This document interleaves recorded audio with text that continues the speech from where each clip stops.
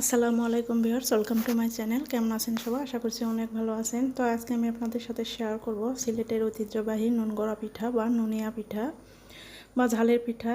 তো এই পিঠা খেতে কিন্তু আসলে অনেক মজা আর মুসমুসে। তো পিঠাটি বানানোর জন্য আমি চুলে একটা প্যান বসিয়ে এখানে 1 কাপ পরিমাণ পানি দিয়েছি আর স্বাদ অনুযায়ী লবণ দিয়ে দিচ্ছি।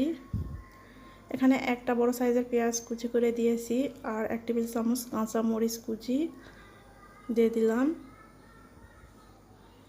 এখন এখানে দিয়ে দিচ্ছি হাফ চা চামচ জিরার গুঁড়া, হাফ চা চামচ হলুদ গুঁড়া, হাফ চা চামচের থেকে একটু কম দিয়ে দিচ্ছি লাল মরিচের গুঁড়া, হাফ চা চামচ দিয়ে দিচ্ছি আদা বাটা, হাফ চা চামচ দিয়ে দিচ্ছি রসুন বাটা।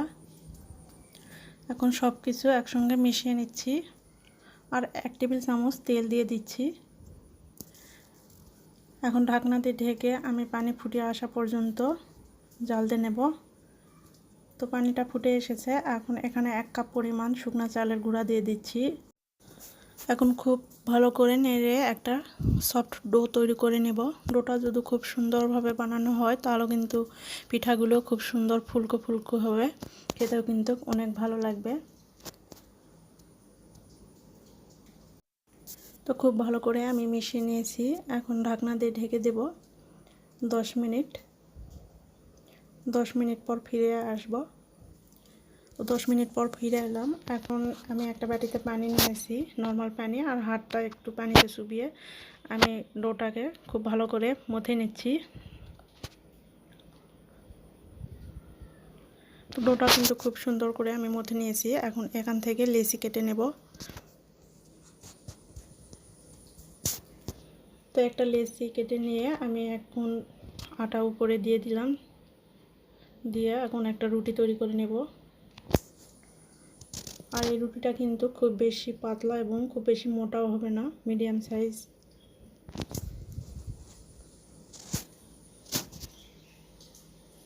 তো রুটিটা আমার বানানো হয়ে গেছে। এখন একটা কেকের মোল্ড নিয়েছি, এরকম ছোট্ট কেকের মোল্ড। আমি এই মোল্ড দিয়েই কেটে নিচ্ছি। চাইলে আপনারা অন্য যে কোনো শেপে কেটে নিতে পারেন, যে কোনো ডিজাইন করতে পারেন, গ্লাস দিয়েও করতে পারেন। তো আমি মোল্ড দিয়েই কেটে নিচ্ছি। তো দেখতে পাচ্ছেন খুব বেশি কিন্তু মোটাও না আবার পাতলাও না। তো সেমভাবে আমি সবগুলো বেলে নেব। তারপর আমি ভাজার জন্য চুলে একটা প্যান বসিয়ে পর্যাপ্ত পরিমাণ তেল দিয়েছি। তেলটা বেশ ভালো করে গরম করে নিয়েছি। এখন পিঠাগুলো এক এক করে ছেড়ে দিচ্ছি তেলের মধ্যে। তো দেখতে পাচ্ছেন পিঠাগুলো কিন্তু তেলের মধ্যে দেওয়ার সঙ্গে সঙ্গে ফুলে উপরে ভেসে উঠেছে আর ফুলকো ফুলকো হচ্ছে। এগুলোকে মুসমুসে করে আমি ভেজে নেব উল্টে পাল্টে। তো প্রায় 2 মিনিট আমি উল্টে পাল্টে ভেজে নেব। তো এখন ভাজা হয়ে গেছে, আমি তুলে নিচ্ছি তেল ঝরিয়ে। তো একইভাবে আমি সবগুলোই ভেজে নেব। তো পিঠাগুলো আবারও তেলের মধ্যে ছেড়ে দিচ্ছি। দেখুন দেওয়ার সঙ্গে সঙ্গে কিন্তু উপরে ফুলে ভেসে উঠেছে। এই পিঠাগুলো বানাতে কিন্তু খুব বেশি সময় লাগে না, আবার খেতেও কিন্তু অনেক মজা, আর বেশি উপকরণও লাগে না, অল্প উপকরণেই বানানো যায়। এভাবে নেড়ে চেড়ে উল্টে পাল্টে আমি ভেজে নিচ্ছি। ভাজা হয়ে গেছে, এখন তেল ঝরিয়ে উঠিয়ে নিচ্ছি। তো নুনগুঁড়া পিঠা রেসিপি আপনাদের কাছে কেমন লাগলো অবশ্যই কমেন্টসে জানাবেন। ভিডিওটি যদি ভালো লাগে লাইক কমেন্ট শেয়ার করে দিবেন আর আমার চ্যানেলটিকে সাবস্ক্রাইব করে পাশে থাকা বেল আইকনটি প্রেস করে রাখবেন।